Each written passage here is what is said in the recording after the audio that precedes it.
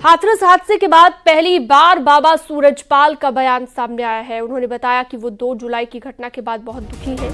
सभी से शासन प्रशासन पर भरोसा बनाए रखने की अपील उन्होंने की है और उन्होंने ये भी कहा, घायलों के साथ मेरी पूरी संवेदना है। बाबा सूरजपाल ने सरकार से मामले में निष्पक्ष जांच की मांग की है। आपको बता दें, हादसे के बाद बाबा सूरजपाल का ये बयान सामने आया है।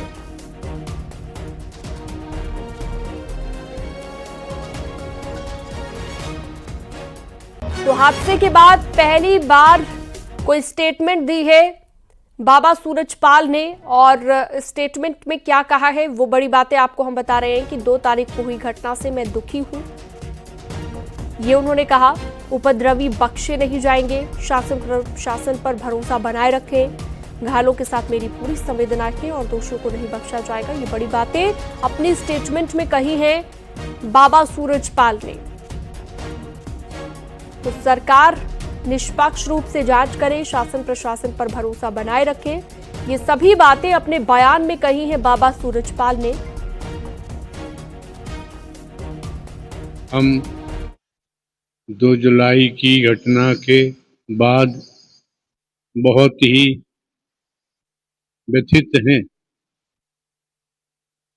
प्रभु हमें बस संगत को इस दुख की घड़ी से उबरने की शक्ति दें।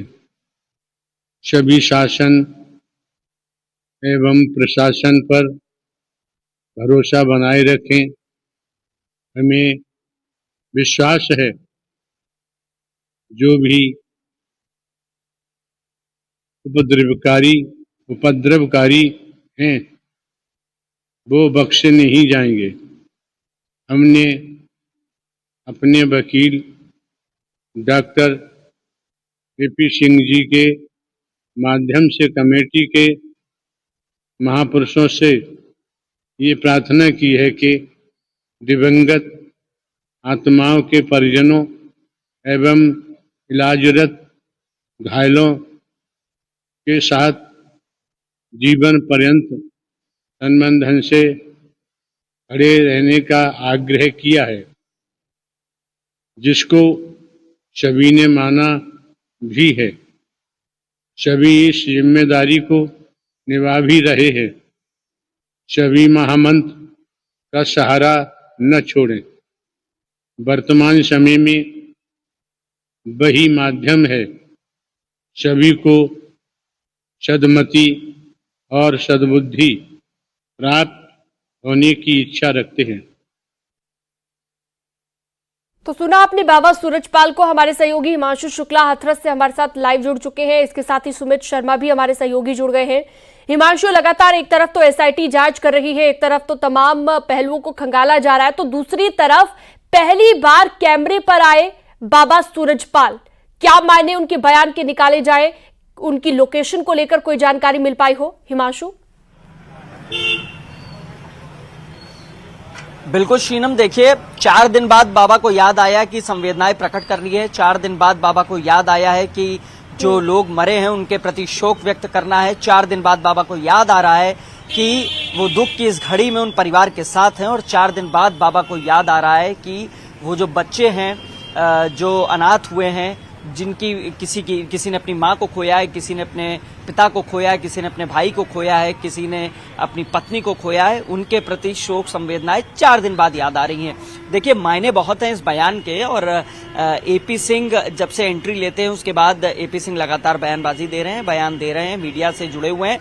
आज तक बाबा ने कभी मीडिया को इन्वाइट नहीं किया, आज तक बाबा ने कभी कोई प्रेस कॉन्फ्रेंस नहीं की, आज तक बाबा ने अपने कार्यक्रम में कभी मीडिया कवरेज के लिए नहीं बुलाया। और अब एकाएक जब ये घटना होती है, 4 दिन बाद बाबा की संवेदनाएं जागती हैं, 4 दिन बाद बाबा को मीडिया की याद आती है, तो जाहिर तौर पे इससे बहुत चीजें स्पष्ट होती हैं। और इसके अलावा अगर बात करें तो जिस तरीके से बाबा का बयान आया है और इससे कुछ घंटे पूर्व मुख्य आरोपी मधुकर गिरफ्तार हो जाता है। मधुकर बहुत क्लोज एड में से बाबा का एक है और जिसने कार्यक्रम का आयोजन कराया था, मुख्य आयोजन करता था, एफआईआर में उसका नाम है। तो कहीं ना कहीं जिस तरीके से पुलिस और प्रशासन की कार्रवाई भी देखने को मिली और लगातार दबिश दी जा रही थी जो बाबा से जुड़े नजदीकी लोग थे, उनके क्लोजेट थे, उनके यहाँ रेड की गई, परिवार के कुछ लोगों को हिरासत में लिया गया। उसके बाद ये तमाम चीजें अब आपको और हमको दिखाई देने लगी कि मधुकर गिरफ्तार हो गया, मधुकर ने अपने आप को आत्मसमर्पण किया है। ये चीजें स्पष्ट होंगी, प्रेस कॉन्फ्रेंस में होंगी, ये तमाम सवाल पूछे जाएंगे। लेकिन एपी सिंह ने अपने बयान में ये जरूर कहा है कि जो ये गिरफ्तारी हुई है, ये गिरफ्तारी नहीं है, आत्मसमर्पण किया है पुलिस को ताकि जांच में सहयोग हो सके। 4 दिन बाद जांच में सहयोग की याद आई है। 4 दिन तक कहां भागे बिल्कुल, रहे, एपी सिंह ने जो बयान दिया उसके बाद ही ये चीजें हम देख रहे हैं कि अब जोर पकड़ने लगी है। हिमांशु, आप बने रहिएगा हमारे साथ, आगे भी जानकारी हम आपसे लेंगे। तो उससे पहले अपने दर्शकों को बता दें कि हाथरस हादसे के मुख्य आरोपी देवप्रकाश मधुकर को पुलिस ने गिरफ्तार कर लिया है। जो जानकारी मिली है, हाथरस पुलिस ने उसे दिल्ली के उत्तम नगर इलाके से गिरफ्तार किया। सत्संग में हुए हादसे के बाद वो फरार था और पुलिस ने मधुकर पर 1 लाख का इनाम भी रखा था। सत्संग का मुख्य आयोजक था मधुकर, जिसे गिरफ्तार पुलिस ने किया है। दिल्ली के उत्तम नगर से ये गिरफ्तारी हुई है, जबकि एपी सिंह का जो बयान आया वो कुछ और ही कहता है। सुमित शर्मा भी हमारे साथ जुड़े हुए हैं हाथरस से। सुमित, एपी सिंह का बयान जो आया, एपी सिंह कहते हैं कि सरेंडर किया गया, खुद आत्मसमर्पण किया मधुकर ने, लेकिन दूसरी तरफ पुलिस का यह दावा कि उसकी गिरफ्तारी हुई है दिल्ली के उत्तम नगर इलाके से।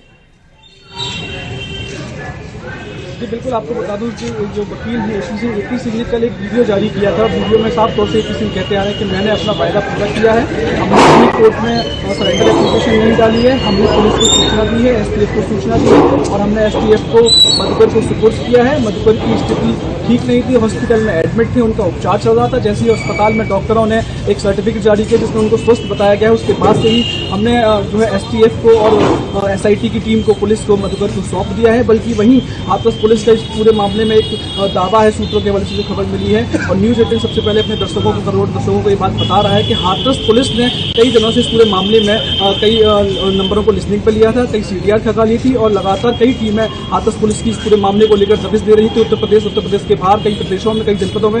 वहीं कल हाथरस पुलिस ने दिल्ली के कई इलाके में इस पूरे मामले को लेकर दबिश दी है। वहीं दिल्ली के नजफगढ़ के पास से मधुकर को गिरफ्तार किया है हाथरस पुलिस ने और देर रात को मधुकर को हाथरस में लाया गया है। वहां अभी मधुकर से पूछताछ हो रही है। पुलिस के मन में कई सवाल हैं मधुकर को लेके, पूरे कार्यक्रम को लेके कि आखिर मधुकर बाबा के सबसे करीबी सेवादारों में से बताए जाते हैं और मधुकर ने ही पूरा कार्यक्रम आयोजन किया था। पूरे इस कार्यक्रम के मुख्य आयोजक मधुकर थे। मधुकर से तमाम सवाल हैं पुलिस को जो पूछने हैं इस पूरे मामले को। बिल्कुल, अभी बहुत सारे सवाल हैं जिनके जवाब मिलना बाकी है और आने वाले वक्त में और भी बड़े खुलासे हो सकते हैं। सुमित, आपका बहुत शुक्रिया तमाम जानकारी के लिए। आगे बढ़ते हैं। हाथरस हादसे की जांच के लिए एक न्यायिक जांच आयोग का गठन कर दिया गया है और आज हाथरस जाएगा ये आयोग, जांच शुरू करेगा। आयोग घटनास्थल पर जाकर पूरे मामले की जांच करेगा। आयोग की टीम सुबह 11 बजे हाथरस पहुंचेगी। 12 बजे तक टीम डीएम, एसपी और अन्य अधिकारियों से बातचीत करेगी, पूरी घटना के बारे में जानकारी लेगी। दोपहर 1 बजे टीम घटनास्थल पर जाएगी और दोपहर 2 बजे से 4 बजे तक निरीक्षण करेगी। शाम 6 बजे से 8 बजे तक ADG Agra zone, commissioner Aligarh, IG Aligarh range समेत अन्य ऑफिसर से मुलाकात होगी। दस्तावेजों की जांच की जाएगी और न्यायिक आयोग के सदस्य घायलों से भी मुलाकात कर पूछताछ करेंगे। न्यायिक आयोग घटना से जुड़े अहम सबूतों की भी जांच करेगा। जांच के लिए हाईकोर्ट के रिटायर्ड जस्टिस ब्रजेश श्रीवास्तव की अध्यक्षता में 3 सदस्यीय आयोग का गठन हुआ है। हाथरस कांड की जांच के लिए 2 महीने का वक्त इस आयोग को दिया गया है।